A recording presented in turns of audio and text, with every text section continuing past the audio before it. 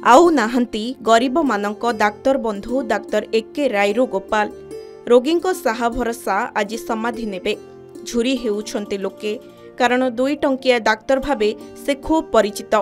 वार्धक्य जनित रोग जोगु से 80 वर्ष बयस आखि बुझिचंती। तांकर परिवार कहिले स्त्री गोटे पुओ एवं झियो। गत 50 वर्ष धरी डाक्तर रायरू निज क्लिनिक रे मात्र 2 टंकारे गरीब रोगी चिकित्सा करुथिले। से तांको फीस पाई खूब प्रसिद्ध।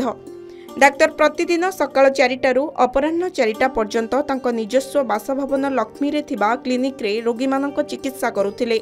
चिकित्सा पाई निकटस्थ जिल्लारू मध्य पिलाठू नहीं बुढ़ा पर्यंत शह शह रोगी तांको पाखकू आसुथिले।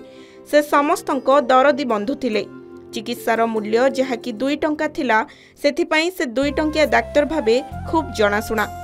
किंतु गत किछि दिन पूर्वरु तांको स्वास्थ्य अवस्था को दृष्टि रखी से रोगी चिकित्सा समय को परिवर्तन करथिले। भोर 4टा बदल रे से सकाळ 6टारू अपराह्न 4टा पर्यंत रोगी को देखुथिले। डाक्तर जनक खाली चिकित्सा करुनथिले बरं सेमानंकु मागणारे औषध मध्य जोगाई देउथिले। तांकर एभली मानविकता पाई एक भिन्न परिचय सृष्टि होई परिछि। तांको देह असुस्थ हेबारु 2024 मसिया रे क्लिनिक बंद करबाको पड़िथिला, जहा रोगी मानक पाई बड़ झटका देइथिला।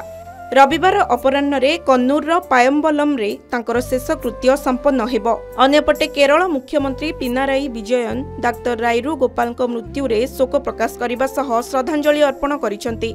एहा व्यतीत से कहिसंती जे 2 टंकिया डाक्तरंक निस्वार्थपर सेवा गरीबंक पाई बड़ आश्वस्ति आनिथिला। ब्यूरो रिपोर्ट के न्यूज ओडिशा।